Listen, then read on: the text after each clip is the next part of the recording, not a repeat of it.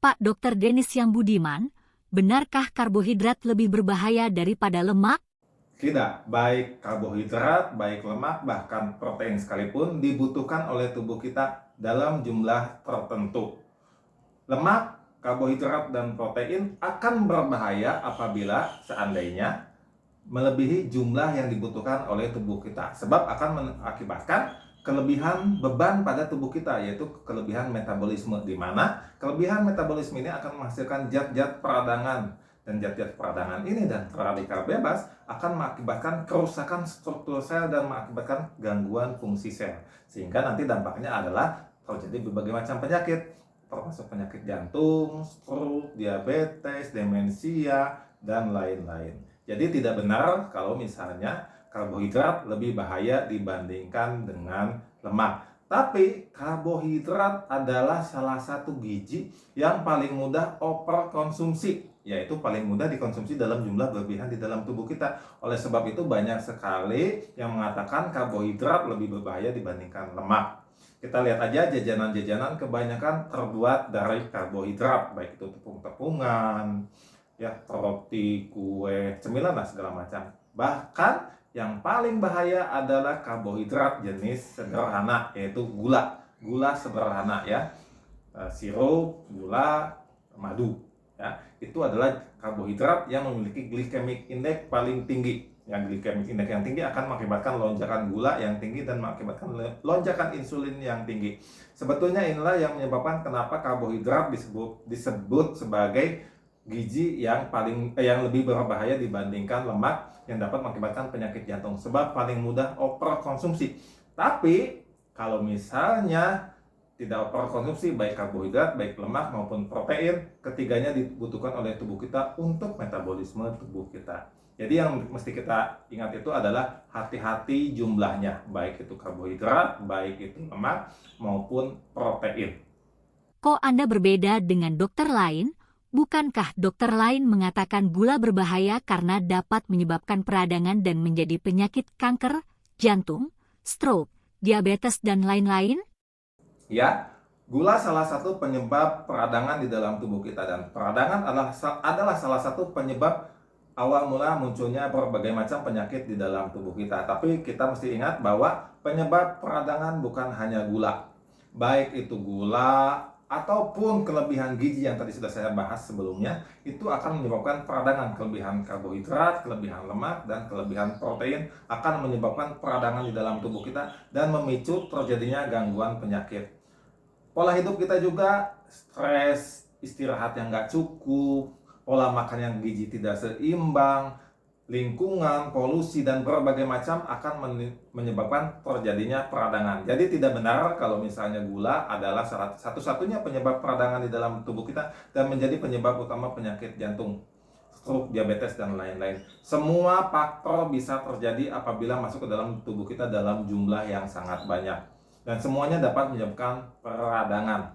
Karbohidrat, lemak, protein, polusi, stres, dan segala macam yang ada di lingkungan kita yang masuk ke dalam tubuh kita akan menyebabkan peradangan. Jadi jangan sampai kalian tidak mengkonsumsi gula lalu kalian mengkonsumsi lemak ataupun protein dengan sebebas-bebasnya dan beranggapan kalian akan sehat dan tidak akan menyebabkan berbagai macam penyakit.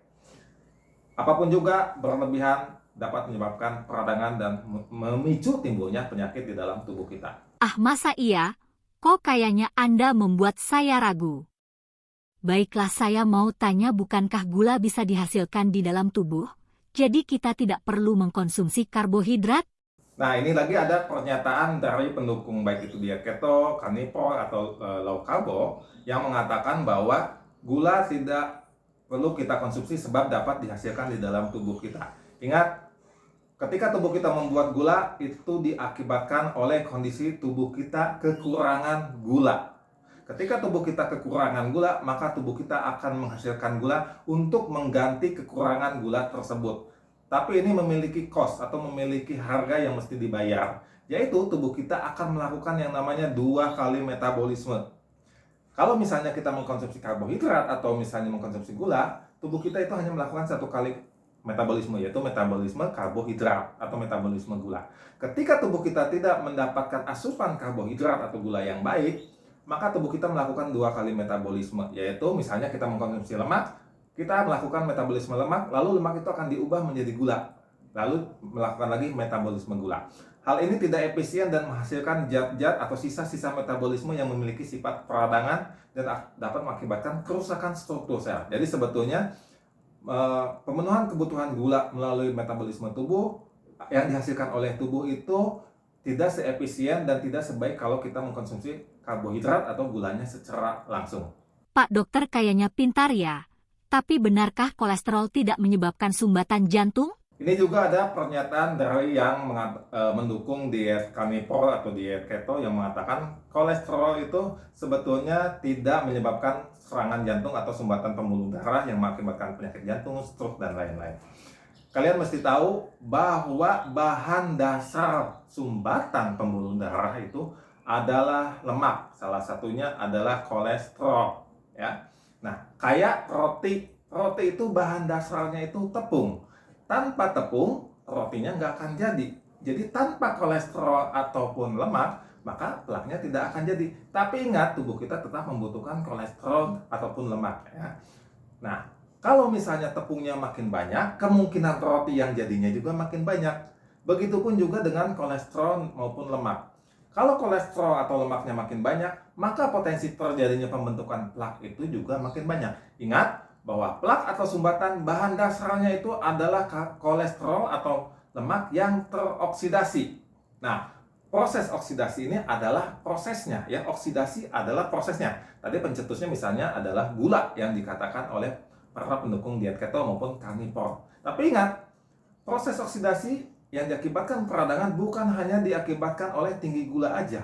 Tadi saya sudah bahas stres, pola hidup yang nggak baik, gizi yang tidak seimbang, kelebihan beban metabolisme misalnya lemak dan protein, itu semua dapat mengakibatkan potensi terjadinya peradangan dan mengoksidasi lemak sebagai bahan dasar pembentukan plak ini. Ingat juga bahwa lemak itu baik itu kolesterolnya ataupun LDL-nya, kedua-duanya bisa teroksidasi dan mengakibatkan sumbatan pembuluh darah, ya. Jadi LDL adalah kendaraannya kolesterol untuk masuk ke dalam dinding pembuluh darah, ya. Baik kolesterol yang diangkutnya maupun LDL-nya, kendaraannya, proteinnya juga bisa teroksidasi. Jadi tinggi LDL ataupun tinggi kolesterol itu berpotensi meningkatkan terjadinya oksidasi di dalam dinding pembuluh darah dan menghasilkan yang namanya plak. Saya curiga Pak dokter tidak pintar-pintar amat. Coba saya ingin tanya serius, benarkah kolesterol tidak perlu diturunkan karena bermanfaat bagi tubuh?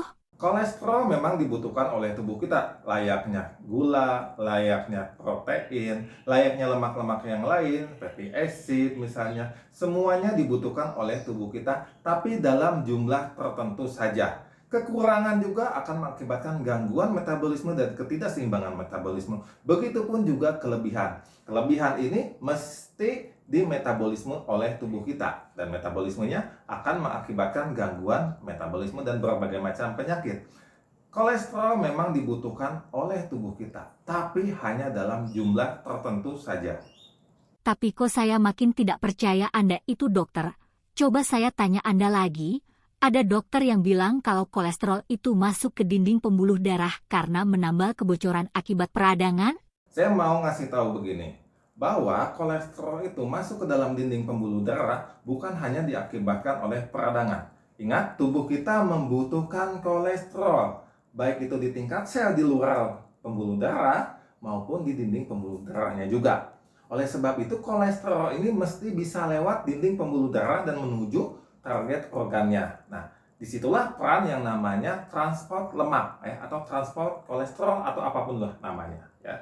Oleh sebab itu, peradangan bukan satu-satunya jalan yang menyebabkan kolesterol masuk ke dalam dinding pembuluh darah. Memang ada mekanisme fisiologis di dalam tubuh kita yang memungkinkan kolesterol untuk lewat dinding pembuluh darah dan menuju target organ. Jadi tidak benar bahwa kolesterol itu masuk ke dalam dinding pembuluh darah untuk menambah kebocoran. Tidak, ya. Kebocoran terjadi memang diakibatkan oleh berbagai macam hal. Salah satunya oleh peradangan. Yang namanya bocor, maka molekul-molekulnya bisa lewat. termasuk kolesterol ini. Tapi ingat, kolesterol tetap bisa melewati dinding pembuluh darah dan menyebabkan terjadinya plak melalui yang namanya transport lemak dalam keadaan yang fisiologis atau dalam keadaan tidak terjadi peradangan pada dinding pembuluh darah. Ya, jadi kolesterol ataupun lemak tetap bisa melewati dinding pembuluh darah walaupun tidak terjadi kebocoran, sehingga kolesterol dan lemak tidak melulu untuk menambah kebocoran. Berarti Anda para dokter sangat membingungkan ya. Ini untuk lebih meyakinkan saya, apakah diet keto itu baik? Diet apapun juga tidak ada yang paling baik buat semuanya. Ada diet-diet tertentu pada keadaan-keadaan tertentu. Diet keto itu dibuat pada keadaan di mana untuk dikhususkan pada pasien-pasien yang mengalami kejang-kejang. Jadi pada keadaan-keadaan tertentu diet keto bisa dilakukan, tapi tidak untuk semua orang. Jadi saya mau mengatakan bahwa diet keto itu hanya baik pada keadaan-keadaan tertentu saja. Bagi orang lain bisa saja diet keto tidak baik. Kelihatannya Anda memang dokter beneran, lalu apakah diet karnivor itu baik?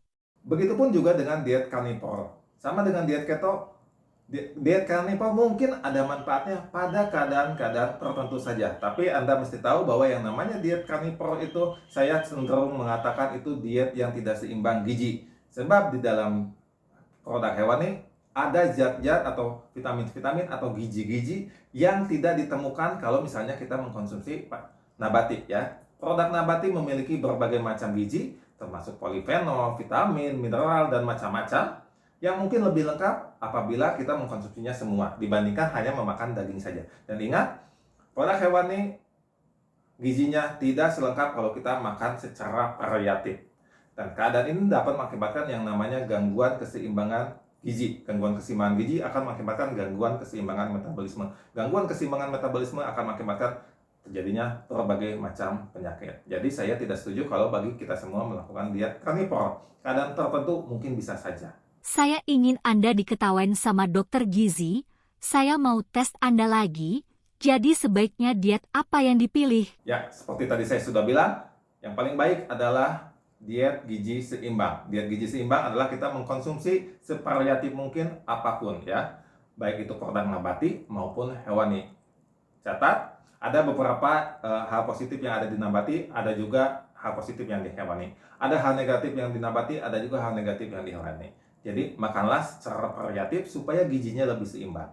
Gizinya seimbang, metabolisme tubuh kita juga akan seimbang. Metabolisme tubuh kita seimbang, maka kesehatan pun akan selalu menyertai kita.